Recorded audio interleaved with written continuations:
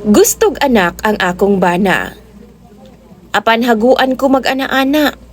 Kay birahunon pa man tungod sa kamubo sa iyang kargada. Daghan gyud kaayo tag mga experience nga lahi-lahi sa kaminyo on DJ Sam. Usahay makatawa na lang ta. Dili nato pwedeng i-share kang bisan kinsa nato mga kaila. Tungod kay himuon man tang sumsuma nila. Salamat na lang kay naaning imong programa DJ Sam nga pwedeng kadangpan. Makakuha tag tambag nga di mabalandra ang atong identidad.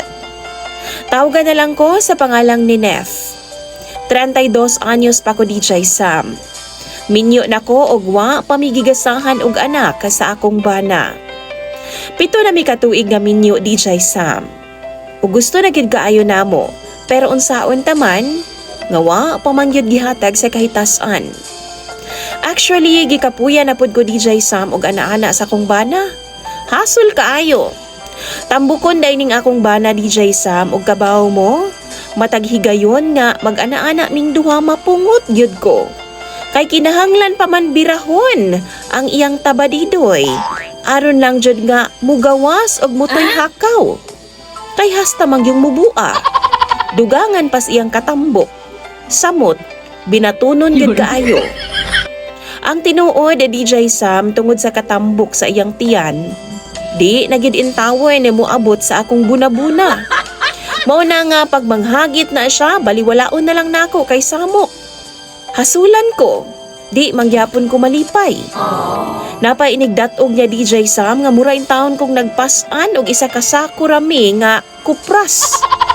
Usahay, swerte na lang makabira siya nako, kausa sa usa ka buwan. Kay wa nalagi ko'y gana niya. Ang problema nako DJ Sam, kay siya na gani ang antusunon pag abot sa kama. Ako pang iyang ginapakaulawan sa iyang pamilya. Nadungog ko sa amua DJ Sam nga mao daw di mi magkaanak, kay wa na daw ko'y gana sa sex, kay diabetisun daw ko. Tiaw mo na?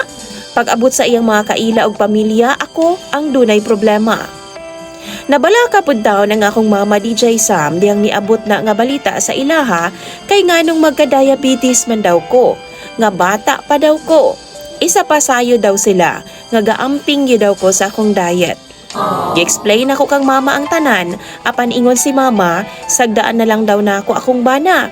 Kay depensa ra daw na niya, kay kahibaw daw siya nga siya ang dunay problema. Istoryahon ko na nako akong bana. Kung di daw muundang, sila po daw manabi nga gauk-ok na lang daw ang iyang bunal. Kaingon kog sa ako ara to gisulti ni Mama DJ Sam. Apan giprangkahan po ay niya ang akong bana. Mao na hinungdan nga nasuko siya nako, kay gipanabi kuno nako ang iyang mga personal nga mga butang.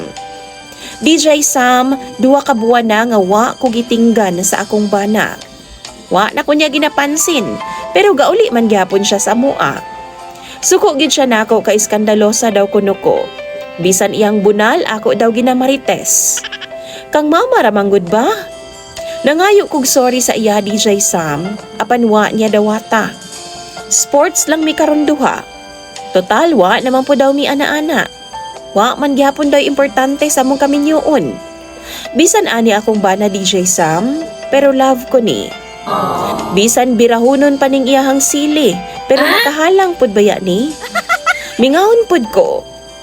Unsaon ko kaha ni pagsuyo akong bana DJ Sam no nga nanluod na magtaman tungod sa gibuhat sa akong mama. Palihog tambagi ko ninyo kay iwakli naman gud ko niyag akong lambingon. Basahon ako na tanang tambag ninyo sa comment section. Imong follower og sender, ni Nef.